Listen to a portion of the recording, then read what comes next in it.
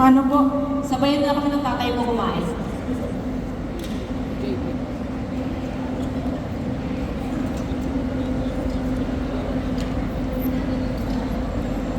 Wala, ba't parang may gusto kong sabihin? Wala po, wala po, wala po.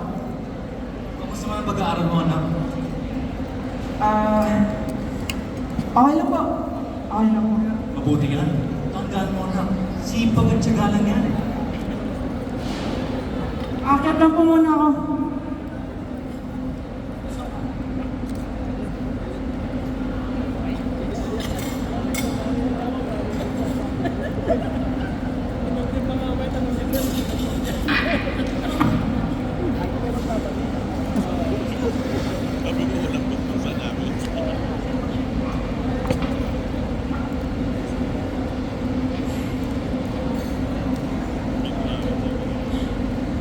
Sak na naman. Hay, nako!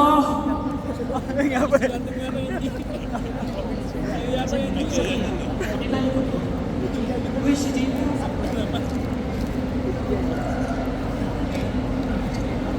Uy, mga boss, kamusta mo na yung exam nyo? Kumusta ba kayo? Ikaw, kumusta ka ba?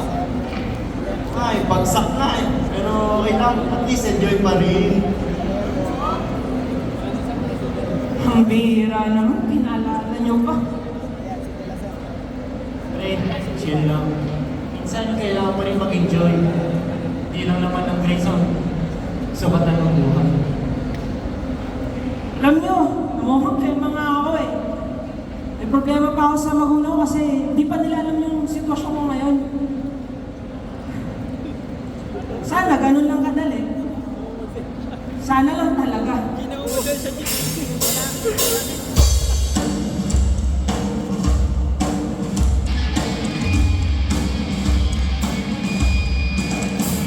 Ano ba?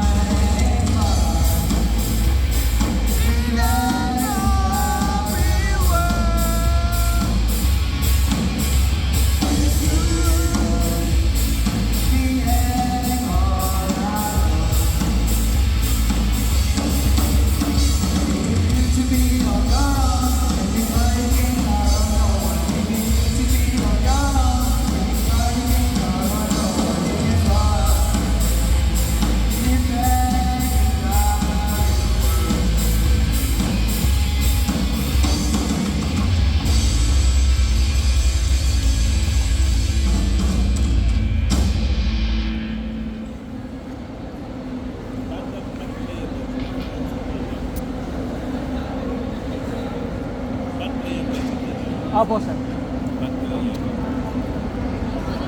Tsaka sa Heraldo po, sir.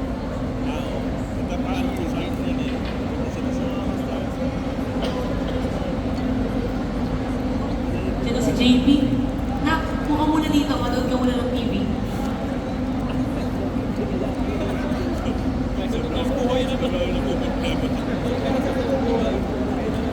Kamusta mga anak?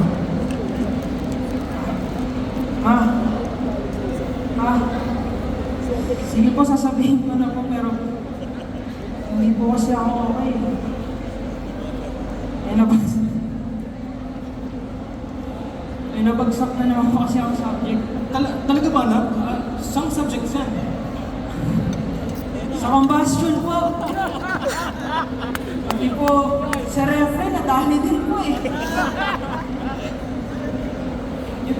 Parang takot na record namin.